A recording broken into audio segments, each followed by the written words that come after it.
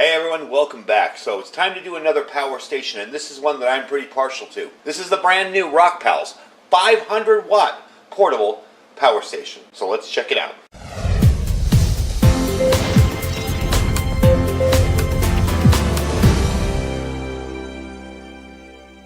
Alright everybody, welcome back. So this is the Rockpals Rockpower 500 watt portable power station. This is a very compact power station. It's designed for easy transport. It's also very powerful for its size. It's their newer model, kind of comparable to a 300 watt unit that I reviewed a while back. My best description of this would say it's kind of built like an old school boombox or portable CD player. It's kind of rectangular in shape, bucking the trend of those little square boxes of power stations. It's about 11.8 inches wide, 7.9 inches high, and 7.1 inches deep. Very easy to carry, very big, nice handle here, and with its weight, it's not that bad to carry at all. The housing is mostly matte black, as you can tell, with the red highlights at the top and bottom handle. The handle itself is wide, comfortably molded.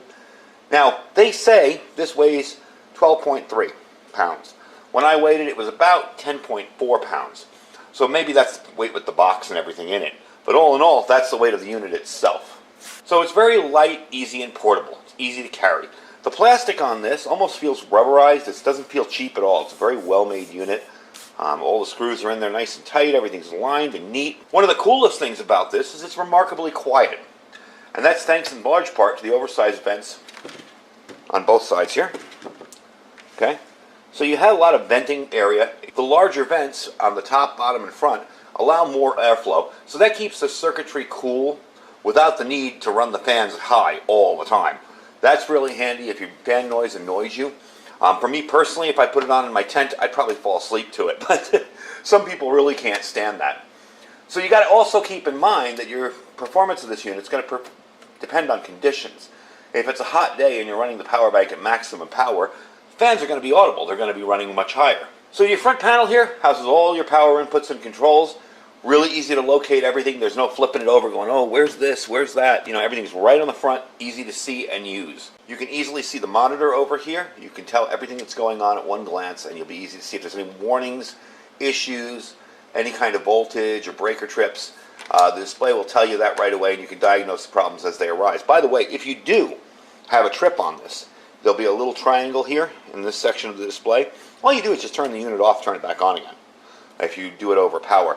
I did try to power my ice maker with this, and I found out that the ice maker has a spike up to like 900 watts when it first starts. So while it runs around 350, this thing trips out on it. So you have to know that right ahead.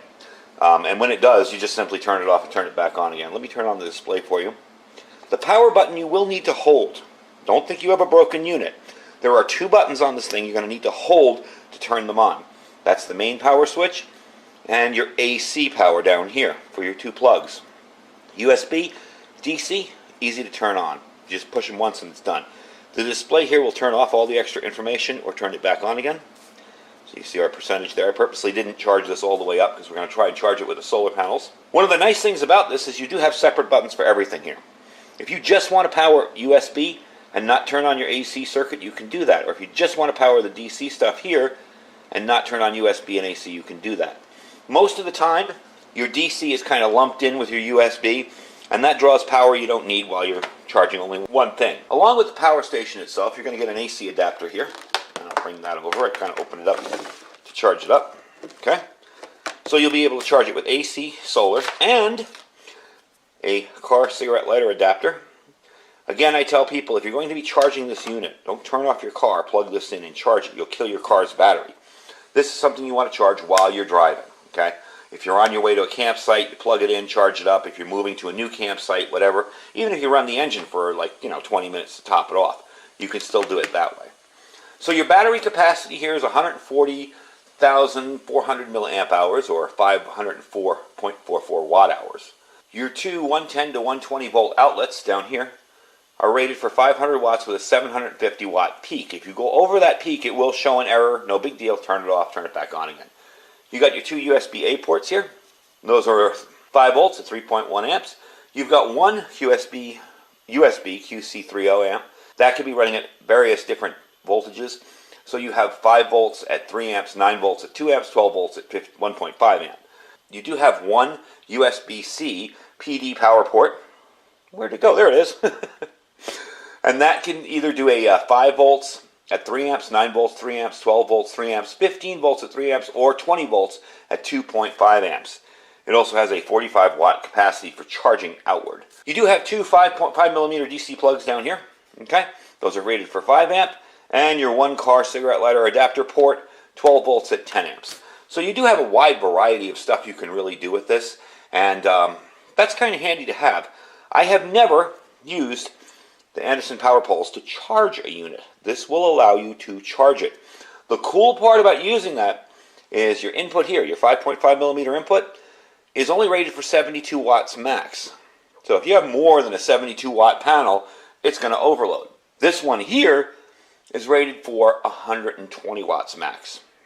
So we're going to be using this one today because I have a solar panel that actually does that, and it's going to be fun to try it out. So, given you got a bunch of different ways to power the unit, it's got a bunch of different ways to turn it on, hold it, use it, and also a ton of different plugs for anything you could possibly need. We're going to try and power it up from solar. We're going to try and charge it up from solar. So I'm going to set it up outside, and we're going to put the solar panel out there. I believe this is the Rinkemo solar panel that I have. And we're going to charge it using the Anderson power poles and see how well it does. Now, like I said, it's at about 96, 97%. So we'll see how fast it takes it up to a couple more percentage points and see how that works. All right, so we're outside. I'm going to give you a quick look. I don't know how easy it's going to be to see the screen on here, because even though I have the unit in the shade and the solar panels in the sun, it's still awfully bright out here. But let's try it out.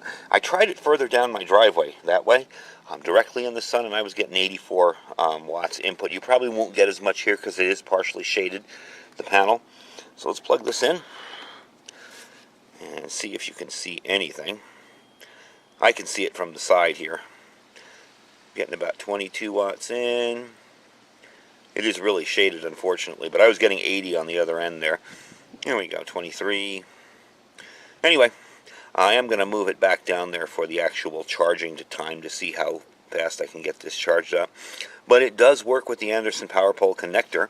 I'm going to zoom in and see if you can actually see the screen at all. There we go.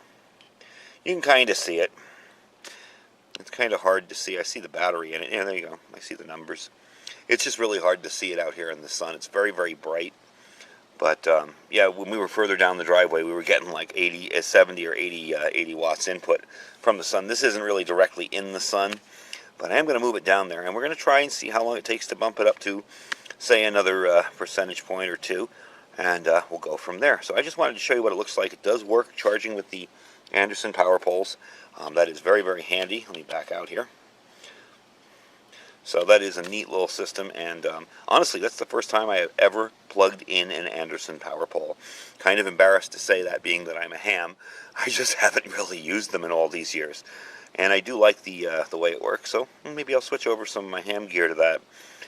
Anyway, let's move it down, and I'll show you how I'm going to set it up for the actual charging test, because we're not getting anything compared to what we were getting down the driveway. Alright, we're set up back in the better location for solar. Plug it back in, and you'll probably hear the fans kick on. What are we getting? 38, 49. There you go. I don't know if you can hear that over the wind noise. 72. Yeah, so we're doing pretty good. You got 72 watts coming in. Let me see if I can turn the camera a little bit. Maybe you can see the screen better. A little bit closer. Anyway, yeah, it's hard to see out here, and that's why I wanted to demo it in the shade, even though we weren't getting great sun. So let's let this sit here. It's already at 97%. Let's let this sit here and see how quickly I can get it up a couple percentage points. Then we're going to take it inside and run a bunch of stuff with it and test it out. All right, we're back inside, and believe it or not, in the short time that it took me to set up all this stuff here on the counter, I don't know if you can see that, but that's at 98%. So that's pretty darn quick. For 4 percentage points in what, maybe 10 minutes? Not bad. It is a 100-watt panel, but I do like using the Anderson power poles. You get much higher wattage coming in from that. So what we're going to do here is I got a bunch of stuff I'm going to plug in. This is my usual testing type gear. Nothing super fancy. We are going to test this with something heavier later on, after this is over. I just want to make sure everything's working, and up to speed. So the first thing I'm going to do is turn on the DC. Now remember, I told you had to hold the power button. With the DC and USB buttons, you just have to push them. So there's the fan we're going to plug in here. And depending on how loud it is, we'll either go high or low. Yeah, we're going to go low because that's annoying. We're pulling about 7 watts, just the fan. We're going to plug in this little metal kit radio. Got the USB on. Charge that up. There we go. That's charging. See the red charging light on it right there. A little Redibus MERS radio. And I got a tangle of wires here, but there we go. And that's charging. We're up to about 13 watts. Really no strain on this at all. Now we're going to turn on the AC. Now remember, let me get the plug out of the way so you can actually see me do it. I'm going to be plugging in this little mini fridge here. Now remember, when you turn on the AC power port, you're going to need to push and hold it. 1, 2, 3. There. Okay? We're going to plug it into this one here. And see. There we go. See where we go from there. It's already going up. So we're at about 65, 62.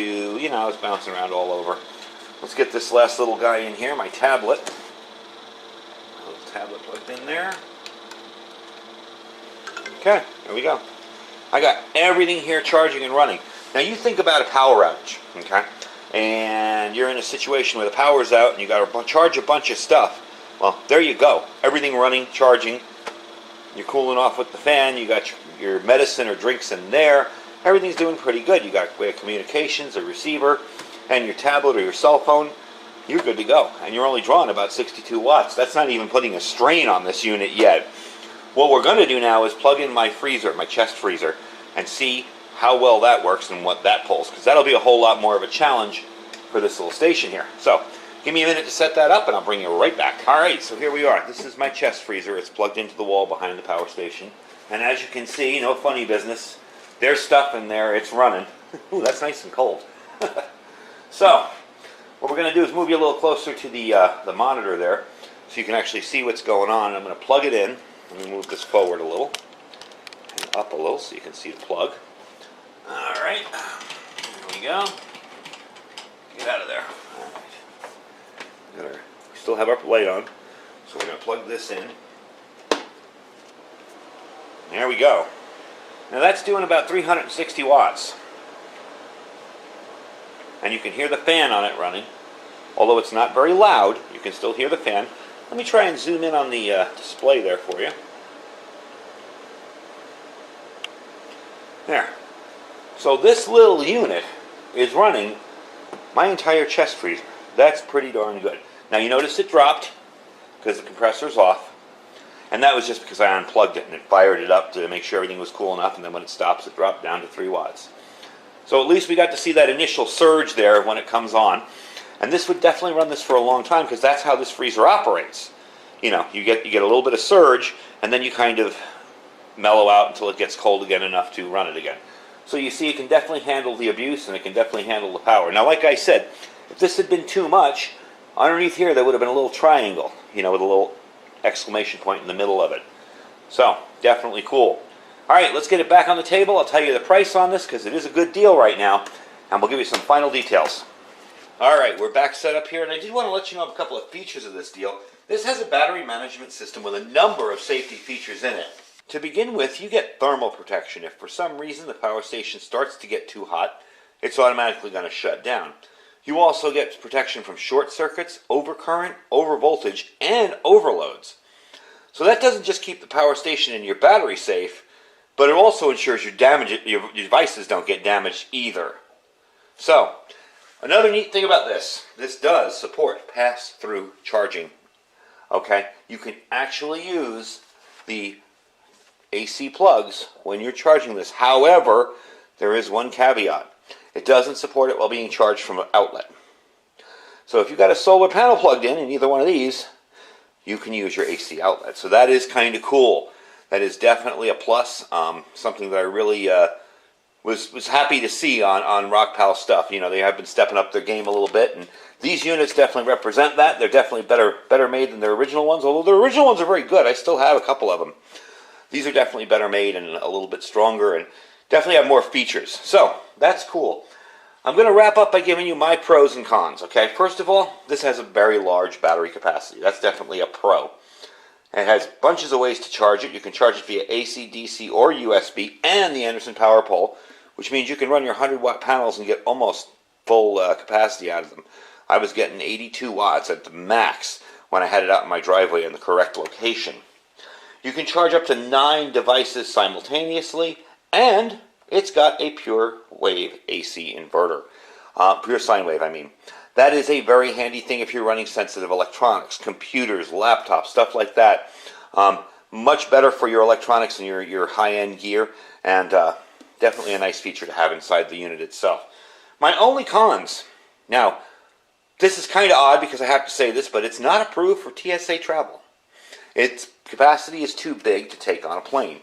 So if you're thinking of taking this somewhere flying, you know, it's probably going to be a hassle. You're probably going to have to ship it to your location in a shipping, you know, with a shipper and not on the plane because of the battery capacity. I believe the current battery capacity is 25,000 milliamps, and being this is 140,400 milliamp hours, it's way over the 25,000 milliamp hours. And the only bummer about that pass-through charging is that it's only supported for DC and not AC. So if I have this plugged in my house, let's say I'm buying this just to keep the lights on during an emergency and I have nowhere to put a solar panel outside. I live in a high-rise apartment and I don't want to stick one in my window, whatever. And I keep it plugged in to keep it topped off. Well, I can't use it while it's plugged in. I can't use this, the AC outs. You can use everything else. That's no problem anywhere, but the AC output. So that's my only cons, the two cons there. Really not big cons. All in all, I love the unit and I love Rockpals. I have at least 4 of their power stations and they have never given me a bit of problem. I've used them for all sorts of stuff, including, by the way, I might add, HF radio. I had my, with a little 5.5 plug plugged into my 200 watt one, I had my Yaesu F818 in there and it performed flawlessly. No noise, no static, no background chaos. You know how it gets nasty and lots of hash when you plug in an HF radio into one of these. It was really, really good, and I was really impressed with it. So, definitely a cool deal. Now the price. These are $339.99, so $340. Now you remember I've talked about most of these are $1 a watt. You know, if you get a 500 watt unit, you're paying $500 for it. Maybe if you're lucky, you're paying $450. You know, they're trying to give you a little break. This is for $340. It is on Amazon. I do have the link down below if you want to check it out. It's definitely a worthy upgrade of their 300 watt unit. As a matter of fact, I'm letting my friend use my 300 watt unit now because he wanted something to back up in case the power went out during this heat that we're having. So definitely a cool deal. It's definitely a good price on it. So that is the Rockpals Rockpower 500 watt portable power station. We've put it through its paces today a little bit. I will be using it some more. Definitely going to be using it in videos. This is going to be my new go-to unit instead of that little 300 watt one because my friend's going to borrow it for a while till we cool off. So we're going to be using this in videos when we need power remotely. And got to say, it's a darn good deal. Anyway, folks, check it out. Link will be down below. It's in our Amazon store as well if you're interested in our Amazon affiliate store. The link for that will be right underneath the link for this. This is directly in my store. We also have our freeze-dried wholesalers link down below. You guys remember yesterday I did a video of all their new vegetable options, so check it out if you want the video before this one. They have a ton of stuff, always new stuff coming online. You know, always new and inventive stuff coming online. So for freeze-dried food, that's a really good deal. You can click my link there and save 15% on your entire order. The whole thing. You don't even need to do anything special, no codes, no nothing. Click the link and the prices will be automatically 15% off. Don't forget to check out our My Patriot Supply link down below. That's preparewithiridium.com. Preparewithiridium.com. 25-year shelf life, freeze-dried food. Set and forget. Just make sure you store water for it, and you're good to go. And lastly, our Thrive Life freeze-dried food store down below. Remember, with Thrive, there's nothing to join if you don't want to. If you don't want to be a reseller or anything like that, you can just go there and order. You can get delivery without having anything to do with being a consultant. You know, it's really, really simple. So check it out down below there as well. Anyway, folks, I thank you for watching. Stay safe, try to stay cool during this heat wave, and stay prepared.